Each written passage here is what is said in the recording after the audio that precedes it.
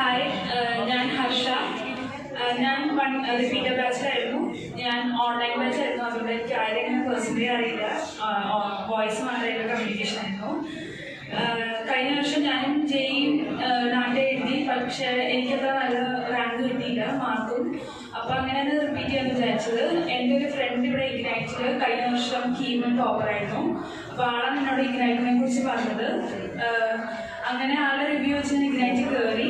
Online ആണെങ്കിൽ പോലും ഇപ്പം ആപ്റ്റിറ്റ്യൂഡ് ആണെങ്കിലും ഡ്രോയിങ് ആണെങ്കിലും മാത്സ് ആണെങ്കിലും നമുക്ക് ഡിഫറെൻറ്റ് ടീച്ചേഴ്സ് ഉണ്ടായിരുന്നു. അപ്പോൾ ഡിഫറെൻറ്റ് ടീച്ചേഴ്സിന് ഗൈഡൻസ് കിട്ടി. അതുപോലെ തന്നെ ഇഗ്നൈറ്റിൻ്റെ എക്സാംസ് ആണ് എനിക്ക് ഏറ്റവും കൂടുതൽ ഹെൽപ്പ് ചെയ്തത്. ഇഗ്നൈറ്റ് എക്സാം ആണെങ്കിൽ നമ്മൾ നോക്കുവാണെങ്കിൽ മെയിൻ എക്സാമായിട്ട് നല്ല സിമിലാരിറ്റി ഉണ്ടായിരുന്നു. ക്വസ്റ്റ്യൻസ് ആണെങ്കിലും ടൈപ്സ് ആണെങ്കിലും. അപ്പം അത് തന്നെ ഹെൽപ്പ് ചെയ്തു. എൻ്റെ വീക്ക് പോയിന്റ്സും സ്ട്രോങ് പോയിന്റ്സും എനിക്കത് ബാലൻസ് ചെയ്യാൻ പറ്റി. എനിക്കിപ്പം SP വിജയവാഡയിലാണ് ഇപ്പം ഫസ്റ്റ് റൗണ്ടിൽ കിട്ടിയിരുന്നത്. അപ്പം അത് കിട്ടിയതിന് ഇഗ്നൈറ്റിന് ഞാൻ വലിയൊരു താങ്ക്സ് പറയുന്നു. പിന്നെ ഇവിടെ ബാക്കിയുള്ള റാങ്ക് ഹോൾഡേഴ്സും കൺഗ്രാജുലേഷൻസ്.